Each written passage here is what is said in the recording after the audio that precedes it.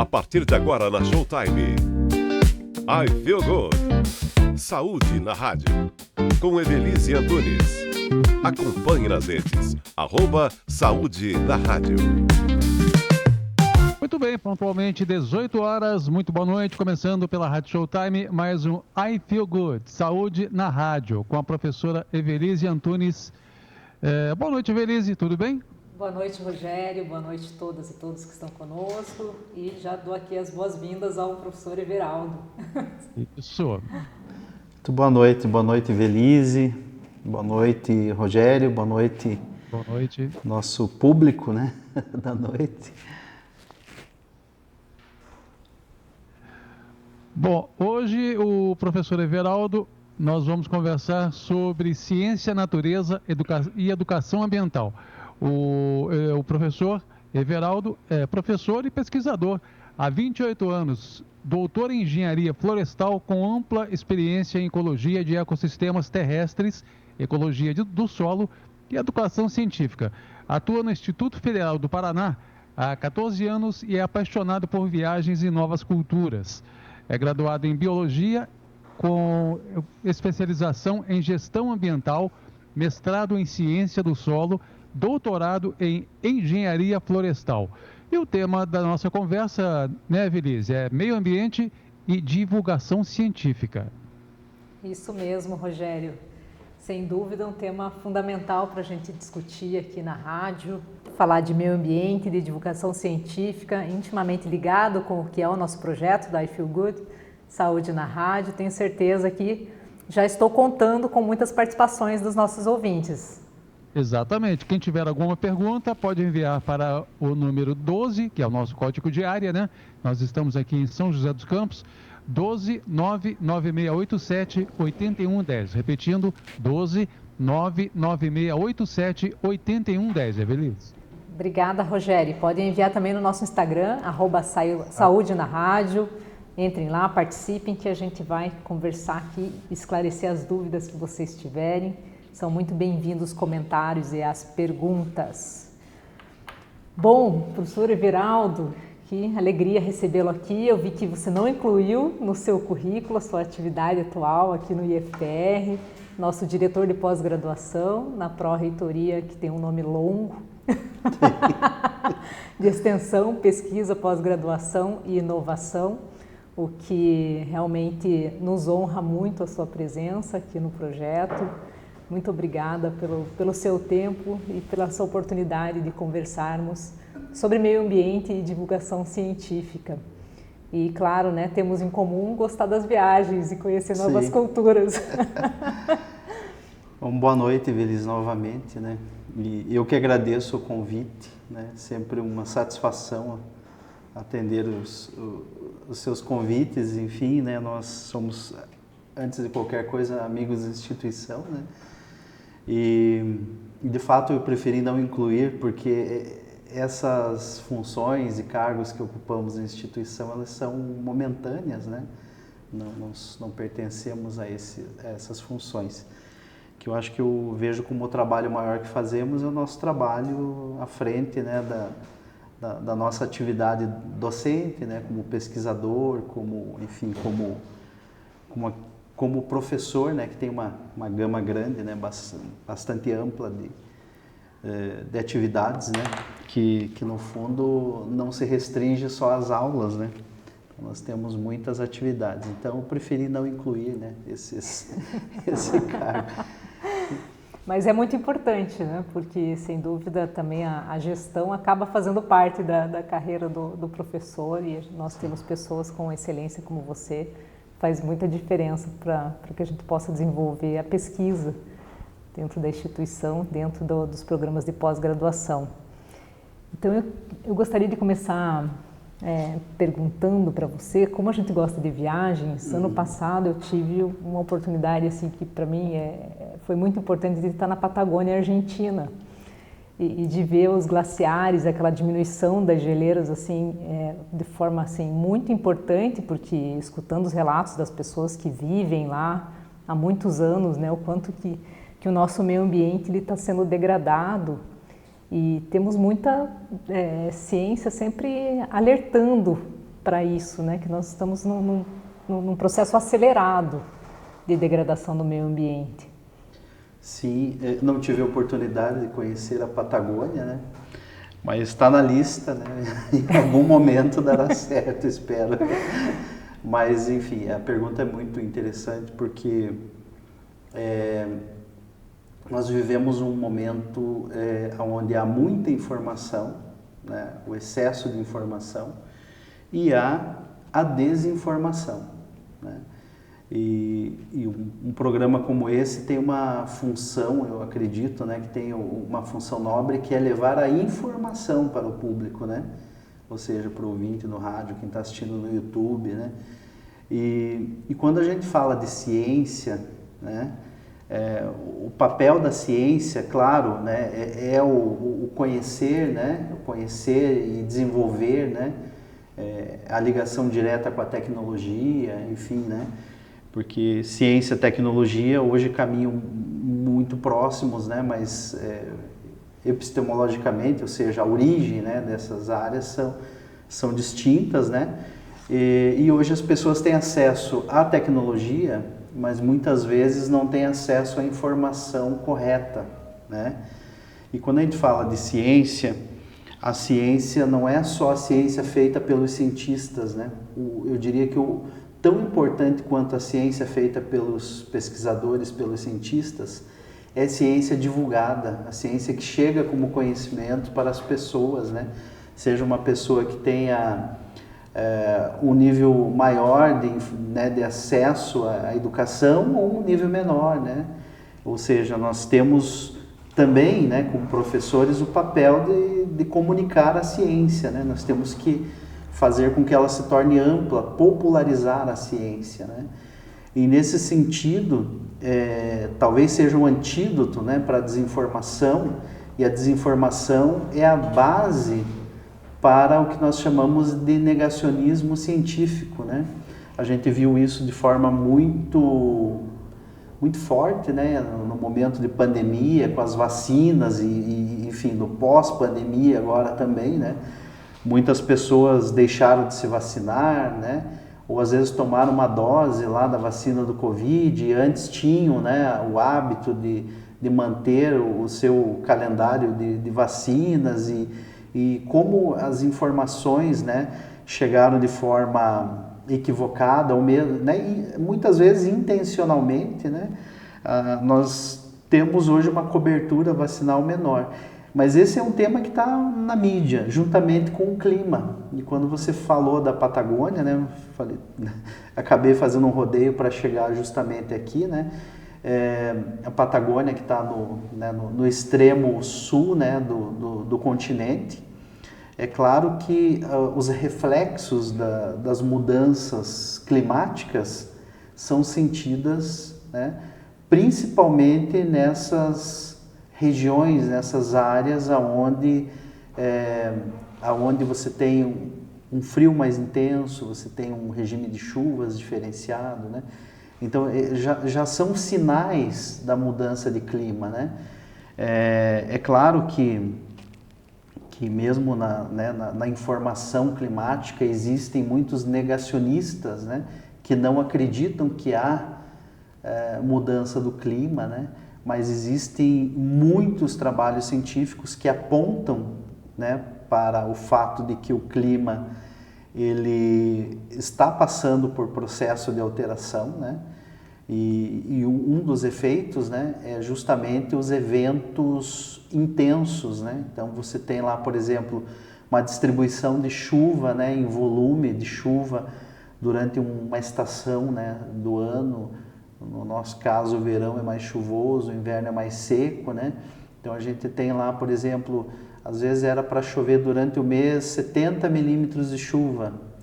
E às vezes aqueles 70 milímetros de chuva chove num dia todo, num dia e meio, ou 2 dias. Então é cada vez mais frequente esse tipo de evento. Existem artigos que relatam isso e associam realmente como efeitos da mudança do clima, né?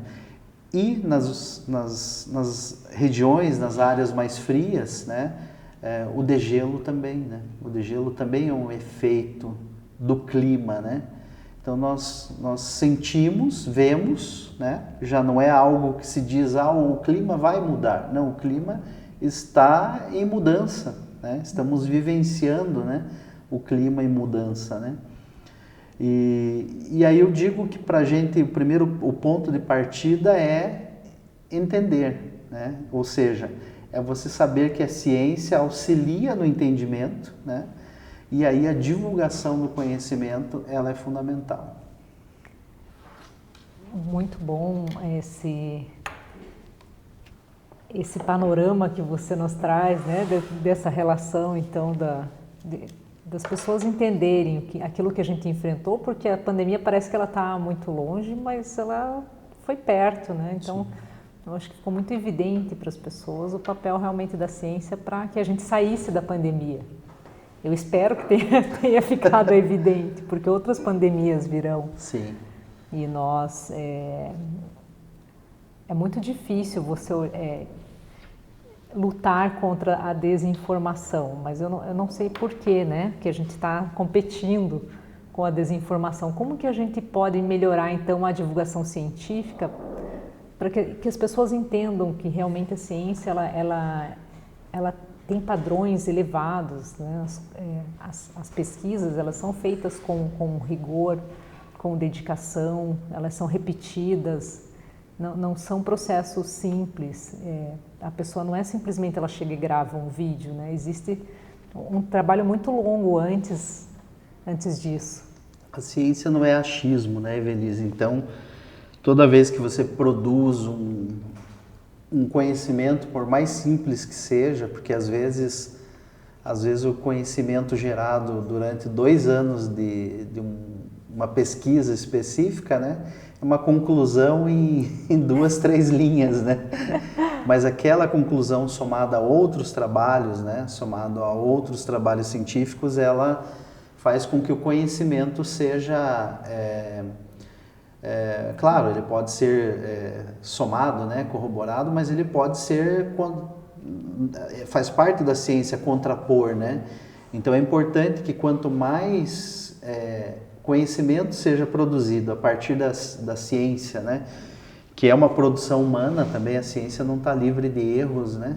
Claro que a ciência também erra, porque é feito por pessoas, né, feito por pesquisadores, mas a ciência é feita assim como, né, é uma forma de interpretar os fenômenos naturais de forma racional, né? Existe um mecanismo para isso, que é o método científico, e aí se produz a ciência. Essa ciência produzida, né, o qual nós hoje, o nosso país, né, se a gente considerar aí as bases, né, que quando se publica um artigo científico, você está divulgando para a comunidade científica, né, um resultado científico produzido a partir de uma pesquisa, né? É claro que se a gente considerar, né, os grandes veículos de divulgação da ciência feita, né, não da ciência popularizada, da ciência divulgada, é claro que nós não estamos entre os 8 como estamos entre os 8, 9 economias do mundo. Estamos ali em 18º, 17º, né? Mas assim, atribui-se isso também ao custo que se tem para publicar num veículo, né, de larga escala, com o que nós chamamos de indexadores e tal, né? Esse é um ponto. Outro ponto é que a ciência, ela é feita e nós precisamos de canais de comunicação dos resultados dessa ciência para o público, que não tem obrigação de entender o que é ciência ou não é um pesquisador, enfim, né? E existem várias formas, né? O ir a um museu, por exemplo, é uma forma de você ter acesso à divulgação da ciência, né? Ler uma revista, né, de divulgação científica, hoje não é tão comum ler a revista, porque essa é mais a minha época, né? Tinha as revistas que você comprava, as revistas e folheava, enfim, né? Eram mensais ou às vezes bimestrais, enfim. Hoje não, hoje a informação está na internet, é um clique, né? A 1, 2 cliques você tem informação. E talvez essa facilidade não venha acompanhada da fidedignidade do que se divulga, né? Aí eu talvez vou entrar numa área que não é a minha, que é a comunicação, né? Mas existe canais de comunicação que não são isentos, né? Muitas vezes não tem ética e não tem compromisso com a verdade, né?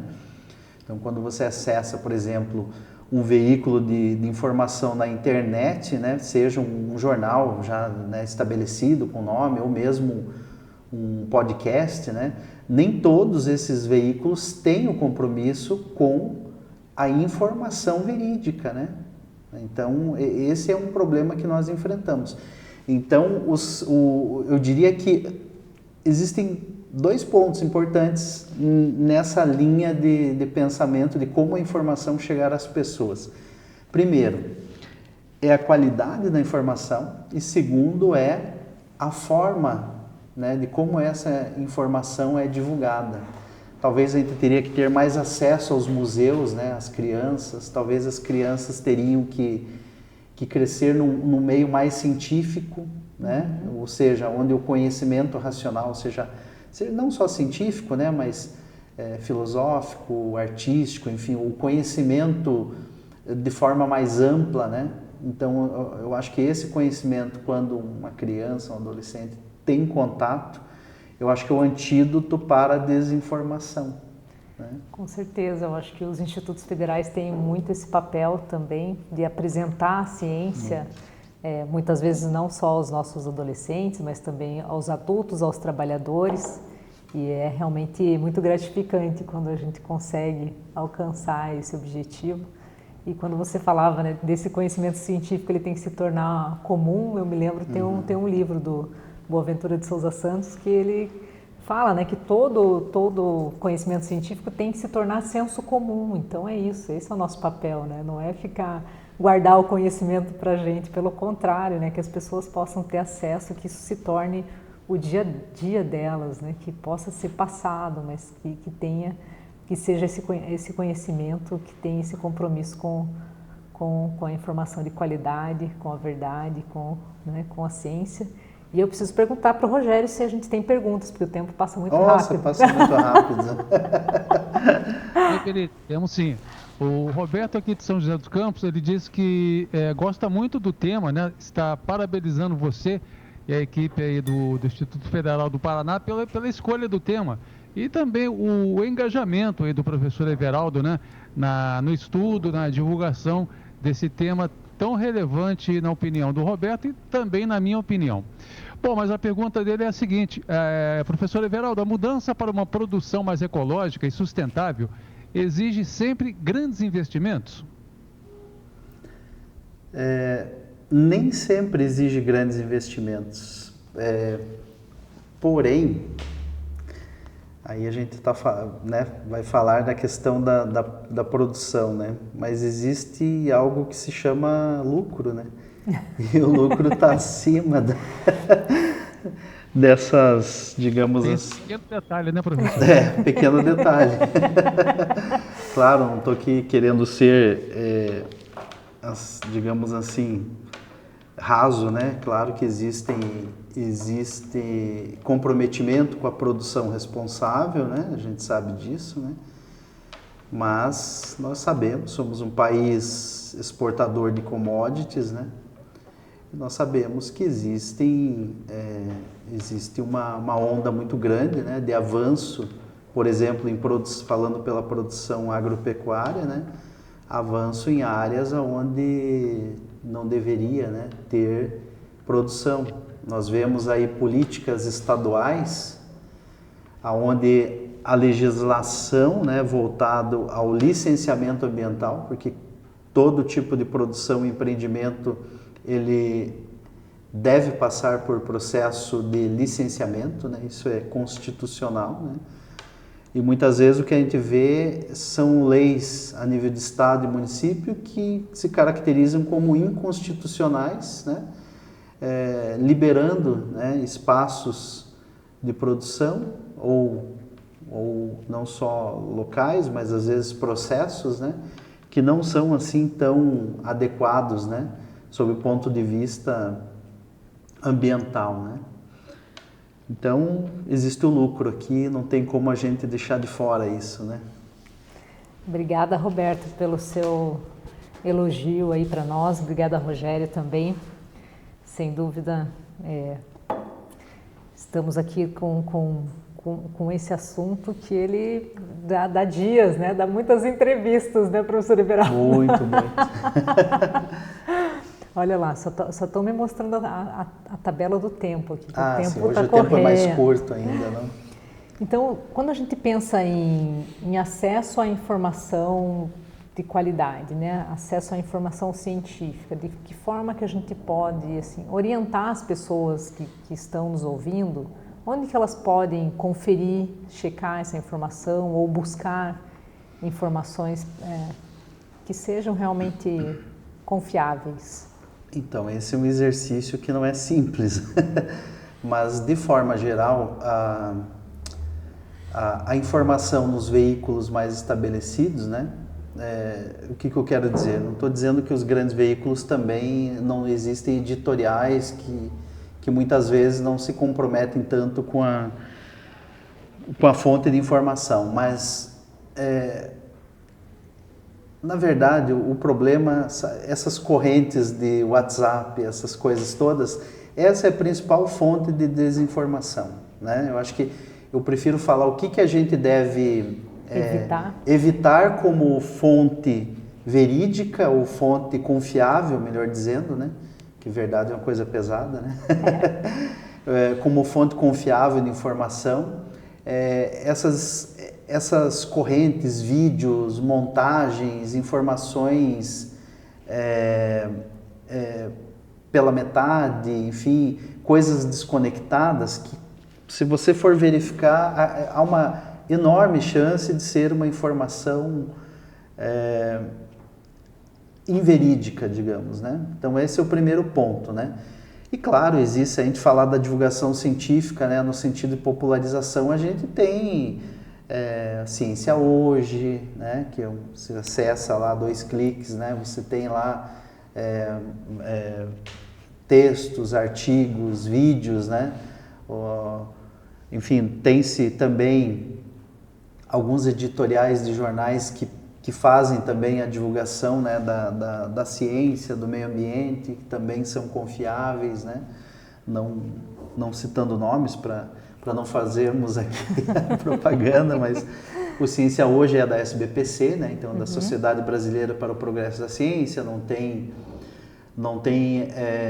fins comerciais, né? Então é feito por pesquisadores, professores das diferentes instituições do país, né? Então é uma boa fonte, né?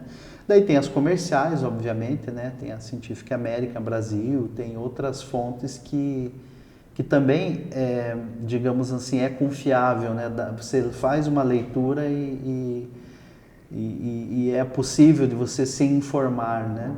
Existe, por exemplo, dentro de alguns, acho que dá para comentar, porque não temos interesse, mas assim, por exemplo, o Deutsche Welle, né, tem no mundo inteiro, né? O Deutsche Welle tem canais específicos, né, de reportagens que são na área de ciência, de meio ambiente, né? O RF da França também, enfim, nós temos alguns editoriais interessantes. Aqui mesmo em Curitiba temos também, né?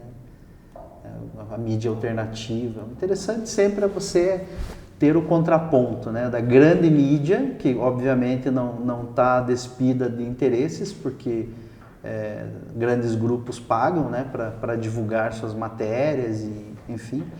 E a mídia alternativa, que é o contraponto de tudo isso, né? Então, aí eu já estou falando num formato mais, digamos assim, mais refinado para você ter acesso à informação de forma mais confiável, né? Excelentes dicas. Rogério, temos uma última pergunta? Não, por enquanto não, Evelise. Muito bem, eu acho muito interessante que a gente, que quando você fala, né, que a principal fonte de desinformação hoje é o WhatsApp, né? Ou as redes sociais também, né? As outras, TikTok, Instagram, vem muita desinformação, então, mas esse formato de corrente realmente é pelo meio de comunicação do WhatsApp, né? Que as pessoas, muitas vezes, elas encaminham.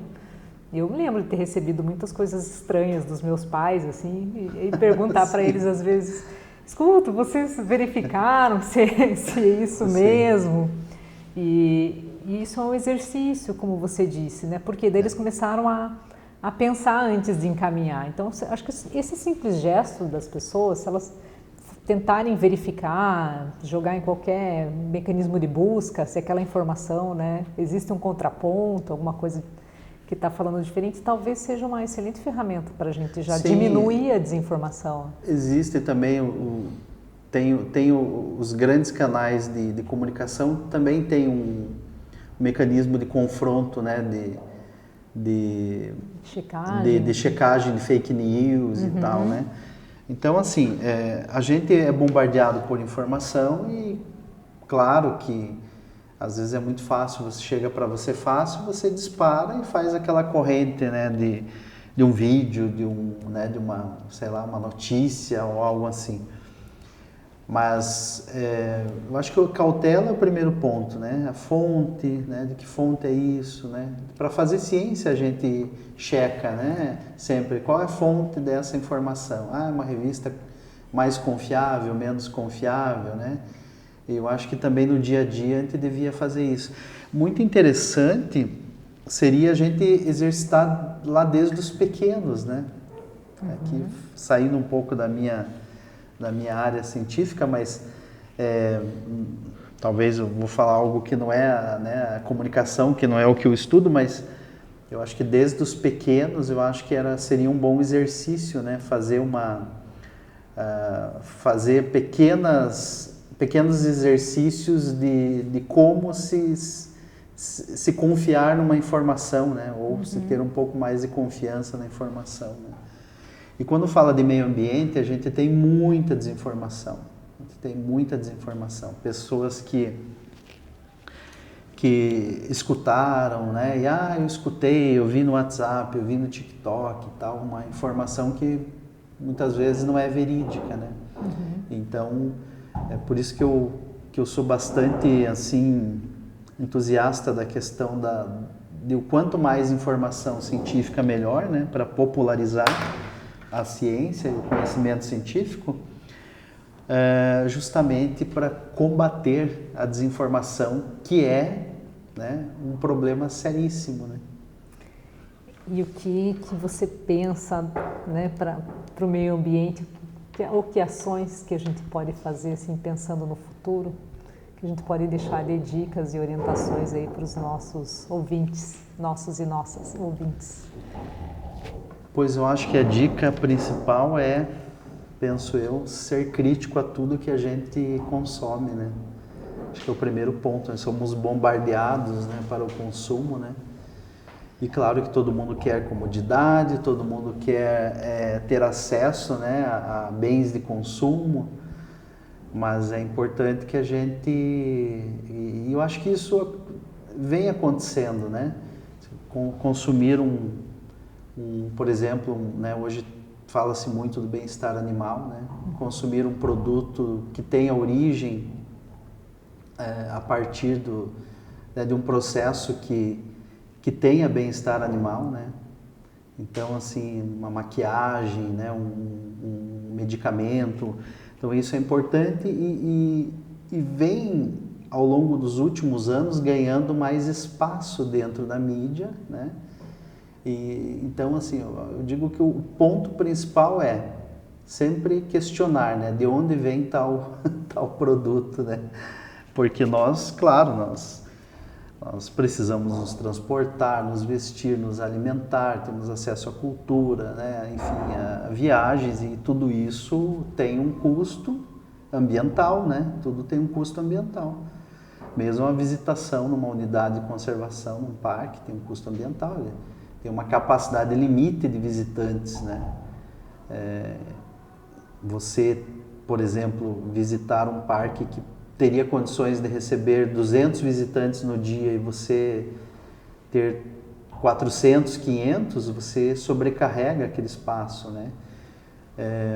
Enfim, eu acho que o ponto central, né, como sugestão, né, porque eu não gosto dessa coisa de você ser o detentor, né, de alguma coisa, assim, faça isso, faça aquilo. Não, acho que a sugestão sempre é questionar o consumo, né, aquilo que você consome.